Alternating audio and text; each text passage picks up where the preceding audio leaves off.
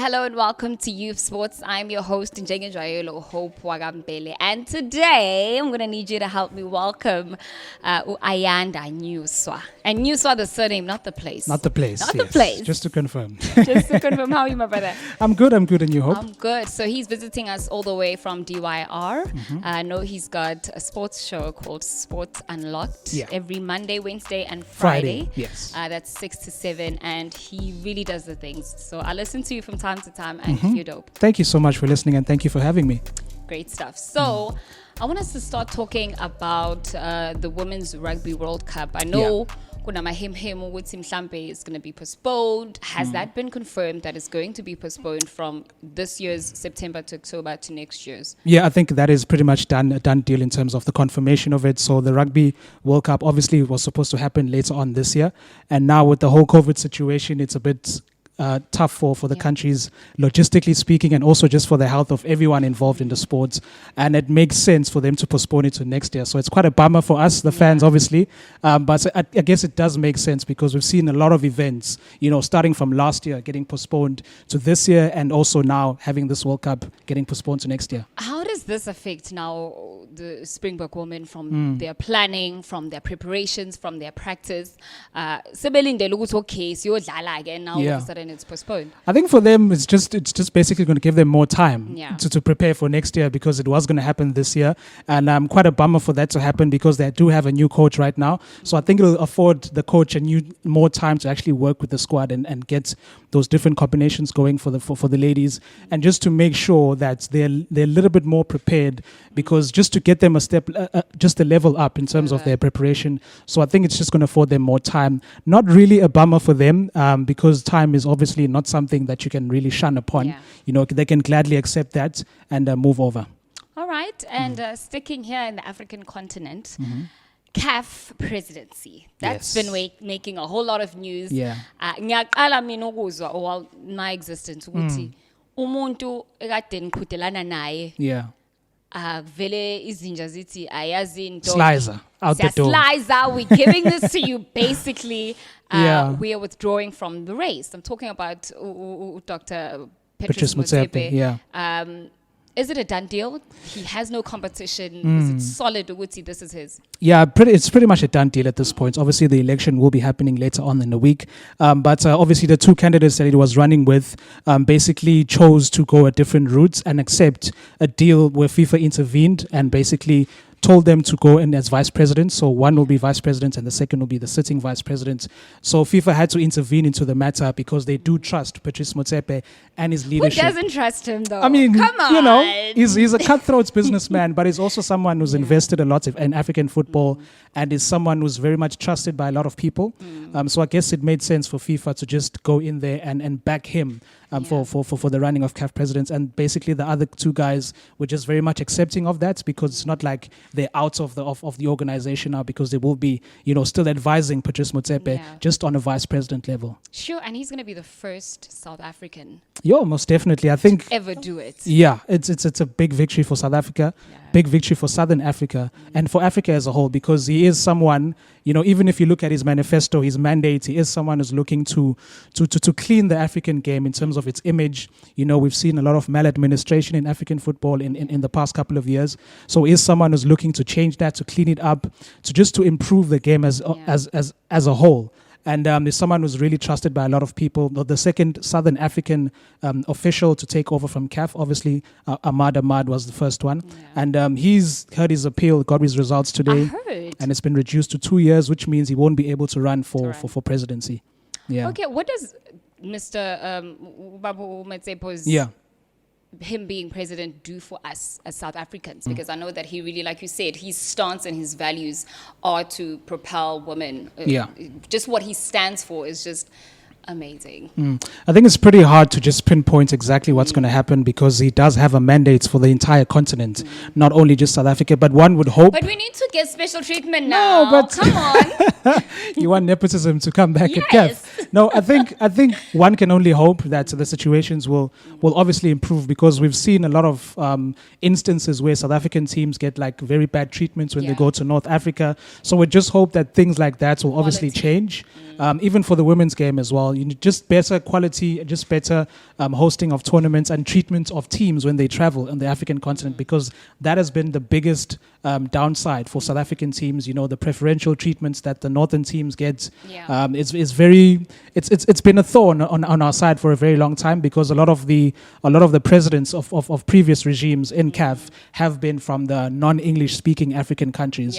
So your Senegals, your Nigerias, countries from up north. So I guess we might hope that it will change. So but I guess we just have to wait and see for that. Yeah. So what does that mean for Sundowns now? Who takes over Sundowns? I know he's got quite a few sons. Yeah, he got quite a few sons. Yeah, I believe it's Utropi. Mutsepe, if I'm not mistaken, he's going to be obviously taking over from his father, because he can't be, relieve himself of his duties of Sundowns, because now he's going into a bigger shoes at CAF. So I guess it just makes sense for a man to bring on his basically his son. Yeah. So we've seen certain teams bring on their sons after, example. Are you going to mention names? Yes. Bobby Mtaunga took over Kaiser Chiefs, with similar visions as his father. Yeah. But do you think that something similar might happen to Sundowns? I don't think there's a formula to this thing. I think whoever takes over in whichever organization, we're only going to hope for the best. And we haven't really seen much as far as Motsepe's son in terms of leadership as well. So we really don't know what to expect, and we can only hope for Sundowns' sake that it's going to be someone who's going to come in, and because he's a president now. Not only Bobby Mutaung is a manager at Kaiser Chiefs, it's not the president. So it's a much bigger role as well. So one can just hope that he's going to hold the fort and obviously build from where his father left, because it is an empire. It's not like he's going to be bringing in his own money. Everything is already there for him to actually exploit and take Sundowns. Well, it should be easy. Already that's the thing. We've seen a lot of people coming in where things are going well and then just mess everything up. So that is a possibility, but we're just going to hope that it's not going to be like that for Sundowns. And he has big shoes to fill, as you mentioned, and we're just going to see how he's going to handle it. All right, speaking of big shoes to fill, Bafana, squad, how are you feeling about the squad? About, but as usual. Of course, no one's always going to be satisfied with but we're looking at certain individuals that certain people are complaining about, and I know a lot of bullying has also been happening on social media around Itumeleng Khune, and whether he's fit or not, based on his current performances at Kaiser Chiefs, and a lot of people will be complaining, especially about him. And it's like, it's just said, he's got experience, and he's the man that I want there at defending our goals, and there he is, and then also just looking at some of our outside players. I know Dean Furman was also in the squad. Percy, Bongani Zungu is also there, but also now, what options does he have when that doesn't come through? Because I must feel the COVID variant, and it's just been really hectic for some of the players coming back and playing for their African teams. Yeah. To answer your first question, I think I'm pretty much okay or satisfied with the squad, because a lot of people like to complain every single time the Bafana squad is announced. I think he picked the players that he. The nice thing about Smule Finseke that I like is the fact that he always gives a rationale as to why he picks certain players, so he's able to answer those kind of questions as to why he picked Itumeleng Khune, who's not playing very well at Kaiser Chiefs, as to why he's picking a Pesita, who's not playing at all at Brighton. So with the Khune situation, I think he made it very clear, even in the previous international windows, that Ukune is there for the experience more than anything. He is a senior member of the squad. Is not really there. He's not the first choice goalkeeper. Ronwen Williams is the first choice goalkeeper. We also have Uveli Moto for this particular squad. So he's not really there to play per se. Big ups to Amazulu, dog. Yeah, big ups to Amazulu. They've been doing so. Sorry to cut you off. I know you're wearing the jersey. And of course. Shout out to Usutu. Coach Benny McCartney got coach of Manager the month. Yeah, manager of the month in the January, February first 2 months of the year, and as well as Ukoki getting the goal of the month. So Definitely. I think Usutsu are doing pretty well. And going back to Umutu, of course, he is someone who came from Chippa United, a very good goalkeeper, and has just looked to take his game to a next level. He's been performing really well ever since he came at Usutsu, and now he's been rewarded with a call to the Bafana squad, deservedly so. Because the situation around our goalkeepers in this country is not really great. We don't have a big pool of talent to pick from. And Uveli Moto is someone who picked his hand up for that berth in the national team. And going back to the Kuna situation, I think for me, I'll never have gripe with having Utimule Nkuna in the squad, because we all know the kind of leader he is. Yes, he's not at his best at this moment. Yes, he may be past, some people might say he's past his best, given the age factor and all of that, and might be coming to an end of his career at Kaiser Chiefs, some might say. But I think having him in the squad in a leadership perspective makes a lot of sense for me, as a third choice goalkeeper, and also looking at the fact that there's not really much to choose from in terms of replacements for him if you don't call him into the squad. I'm pretty happy about that. With the likes of Uzungu and Upesitawu, obviously there's still a bit of a problem in terms of the UK teams sending their players out for international duty. We saw a situation where the likes of Liverpool don't want to send, Sadio Mane, Mohamed Salah out. So that is basically up to the clubs if they want to send their players out. And if Upesitawu... And they were given permission, it's up to the clubs. And if the guys are not called, I still think Umule Fintege has quite a few options within the squad itself that it picked, because there's a lot of midfielders. The likes of Osipo Mbule, who are doing really well in the league. The likes of Ben Mutuari. So we have a lot of midfield alternatives if we don't really have those guys playing. And Ubongani Zung, I think more than anything now, he is a league champion. Shout out to Rangers, right? Shout out to Rangers. Noma engadlalanga indawo egcineni ephetheleni. The fact that he's part of the squad is obviously a big boost for him. He's collecting yet another league title. We've won a lot of them with Sundowns, and now he's doing so with Rangers. I think that's kudos to him. Some good publicity for once. Definitely. Ooh, we don't want to go there now. Of course. So I think he wouldn't be too bummed about staying with Rangers, because they're towards the end of the season now, and they're looking to make strides in the Europa League as well, because the league is pretty much done for them. And I think he'd want to play more for Steven Gerrard, and just to cement his place. And make sure that he doesn't go back to his parents' club in France, who are not even in the first division in France. Sure. So he needs to make sure that he actually impresses Gerrard and he stays on permanently at the team next year. And he wasn't impressed, Shame. Gerrard was not impressed with Lee. Yeah, rightly so. If you're going to be behaving, in that party he went with 19-year-olds, teenagers basically. So if you're going to be behaving as a teenager, then you're going to be treated like one, unfortunately. It is a professional setting. And if you know anything about UK teams, is that they're very hard when it comes to the rules. If you break rules, the media will be at you. They're going to be hounding you, as well as the coaches as well. So Steven Gerrard is someone who's a very professional person. Yes. So he doesn't take nonsense from anyone. So Uzungu needs to get his act together, and I trust that he will. Yeah, I trust that he will. Let's look at the positive and say Siyambongela, and it might be really an opportunity for him to change as well. You've gotten now this opportunity to be a champion. So do better also and represent your country as you should. All right. Has to stay on, Let's talk about the Manchester derby that happened this past weekend. Did you expect any of the things that you saw? I think you'd have to be a fortune teller to actually predict that result, because it was absolutely astonishing. I certainly didn't see it coming. As far as the actual result itself, it was obviously City were going into that game, I think 21 games unbeaten, or 21 winning streak into that game. And surprisingly, something that people never mention is that United are also on an unbeaten streak away from home. So it was basically the battle of the streaks. And City were not very good on the day. But also, I think it was more down to how United set up. I think they are the first team this season in the Premier League, apart from the bad start that City had, that really went at Man City and literally were in their faces. They didn't allow them to play their normal passing the ball around kind of thing, where they control the game, they stifle you for possession. You know, United were really at them from the first minutes, getting a penalty literally 2 minutes into the game. 2 minutes in. And also scoring the second goal in the second half with Luke Shaw. So I think United were... My man of the match. I know Bruno, I think, was man of the match, but Luke Shaw for me was definitely my man Luke of Shaw the match. has been absolutely brilliant this season. He's took his game to a whole new level. I don't know what Ole said to the boy or what he gave him to drink. what he's putting in his cornflakes. I don't know. But he's gone to another level this season, Luke Shaw, as far as his left back. But looking at the match as a whole, I think Man City... I know a lot of people aren't impressed with what happened. A lot of people are asking, is he even there? Is he even playing?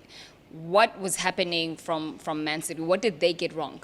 I think for Kevin De Bruyne, he's coming from an injury, which is not really an excuse because he is a quality player. He doesn't really need form. You know, he always produces. But they had a very terrible game yesterday. I think giving the ball away uncharacteristically. We saw that in the first half. Yeah. And just as a whole, like, I want to say it was a bad performance by City, yes. But I think it was more of a good performance from United that forced City to play bad. And I'm giving props to Man United here because they were that good yesterday. I didn't hear you. I'm giving props to Man United because they were that good. I think it was more on them than actually City being Shout bad. out to my boys. All of my boys won this past weekend. Okay. I know Kaiser Chiefs now, but Sophia Guikev. So now looking at the 11 points ahead that they have on us, do you think that gap is going to get... smaller and smaller, and do you think we even still have a chance? Unfortunately for you, hope no. It's not going to happen. I know. I think City, yes, it was a blip against United, but we expect it to just be a blip because they will kick on from here on. I think they just have too much quality in their side to have a slump similar to what's happening to Liverpool now. I think City just have too much firepower for them to just let it slip. 11 points ahead. Is a dream position for them at this point, and we're just about to approaching that 10 games left mark within the season, and I don't see it happening really. I think United as well, with the inconsistencies that you guys have before the City game. That's my thing, Uguti. You can't Crystal Palace, and then the next week Man City. It's the inconsistency for me. It just shows like how the season has been for United because it's not something that's new. It's been happening the entire season. You beat a Manchester City, you beat Arsenal, and then lose to lose to a Burnley or a Sheffield United. They lost to Sheffield United at Old Trafford, and then they drew at Crystal Palace before the City game. So I think it's been a characteristic of Man United this season. I'm not really surprised by it. But I don't think anyone is going to catch City, to be honest. It's a done deal. Oh, hey. Thanks for coming. All right, and then let's look at Kaiser Chiefs now and their performance. Finally, they surprised us and we got a win. What does that mean for them in the group stages of CAF? Yeah, Kaiser Chiefs with their first ever win in CAF Champions League football. Wow. It was only their third group match ever. So shout out to Chiefs for actually grabbing that. They have now 4 points in the league, level on points with Horoya, who are second on the group. And obviously Wydad are up there with 7 points. So I think it's a very good position for Kaiser Chiefs. They needed to win this game at home to make sure that they have that kickstart because they lost one, they drew one, which isn't entirely a bad start. Yeah. It is because they lost. It's a bad start. I don't care what it is. It's a bad start. Because they lost heavily against Wydad as well. But I think they'll be very happy about where they are right now. Now the most important thing for them is to make sure that they beat Horoya, when they come to South Africa, and also beat the same team they were up against because there's a second leg as well. I think if they get those two results well, if they maybe get one draw, one win from that, then they don't even have to worry about playing Wydad and beating them. It'll just be a done deal for Chiefs. Kade bengihleka last episode ngishaya ama calculations ukuthi yazini kahle kahle sanga muthi 1 + 1 we can almost get there. All right, cool. Thank you so much. Let's get to the business of the day, which is my favorite part of the show. Is that the business of the day? That is the business of the day. Here. Alcohol. Do you drink? I do not drink. But no, I don't. I don't. My friends can attest to me and my family. I don't, but I think I might because I'm going to get the questions wrong. I'm very terrible with quizzes, guys. Let's go. Okay, cool. So this is how the game goes. I'm just going to ask you 5 questions. You get a question wrong, you take a shot of Jaeger. Wow. Hopefully, only 3. Yeah. Total 3. So hopefully you get at least 2 right. Are you ready?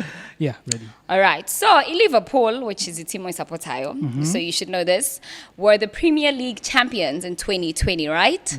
But when did they last win the league? That was in the 1989-1990 season. Congratulations. 30 years ago, as they always tell us. That was a really easy one. Okay, cool. So question number 2. Which Premier League club spent the most on a single player in the summer transfer window? I think that would have to be Chelsea. Kai Havertz. Hey! Is it right? Yes. Right? Yeah. Okay, so question number 2. 3. Yeah. Question number 3. Which clubs played the first ever Premier League match to be shown live on the BBC? Yeah. In 1992, ne? Uh-huh. Oh my goodness, was it? Oh, surely it has to be Man United and someone else. United and Charlton Athletic. Take your shot. Take your shot. It was a Crystal Palace Nepal. Yo, how was I supposed to? La. Okay, question number 4, right? What? No. In July, which club was promoted to the 2nd tier of English football for the first time in their history? Please repeat the question. In July of last year, Yeah. which club was promoted to 2nd tier of English football for the first time in their history? Promoted to the Second tier. championship. So from Division 1 to the championship. Nazia? Oh, it was, I think I know it. Wasn't it Wickham? Wickham Athletic or... You've got the first right, like... Wickham. Yeah, but it's Wickham. I'll give it to you. Wanderers. Got I'll it. give it to you. Wickham Wanderers, I'll yes. give it to you. Okay, so last question. You're doing good. Which 2 countries joined the 6 Nations team for the first Autumn Nations Cup? So which 2 countries joined the 6 Nations teams for the first Autumn Nations Cup? Is that in rugby? Oh, abang child. Was it not Italy and someone else? Yo. I'll give you a clue. So one of the countries is like a man's. I think it's a bottle of water, like a brand. A brand. Juice is water, yeah. Water. Oh my God. It's not Iceland now, is it? No? A bottle of water. Okay, don't scratch. I think you can just scratch my clue. Okay, but it is Fiji and Georgia. Fiji and Georgia. Fiji's. Yes. I mean, So take your. Next shot. Do you want me to ask you one more question just because we have an extra shot and you have to take it? Okay, cool. All right, cool. So before Tottenham, that were the last team to beat Manchester United 6-1 at Old Trafford. Manchester City. That's correct. You're supposed to get that wrong. Okay, I'll ask you one more question. Just because you have to take this one. Take another Come shot. on, you have to. Okay, how many consecutive seasons have each Juventus won the Serie A title? I think it's 8. You think? Is it 8 or 7? Drink, my guy. It is 9. 9. You tried though. Well done. Shame. Gifty was rooting for you. Kalawo. She just forced me to finish the shots. Anyway, cheers. You had to. Let's see what goodies we have for you today. Thank you. Thank you so much for joining us. Oh. I see you like green, so Yes. this is a Kula box icing thing from Jägermeister and some cool socks from Jägermeister. So. Socks, thank you so much. It's almost like a girlfriend giving me a birthday present because we always receive socks. Thank you so much, Hope. All right, thank you so much. Don't forget to share, like, and subscribe. It's Youff Sportz on all social media platforms at Sports with a Z. And of course, we'll be back next week for more updates on your favorite sports. Thank you so much. Cheers, thank you.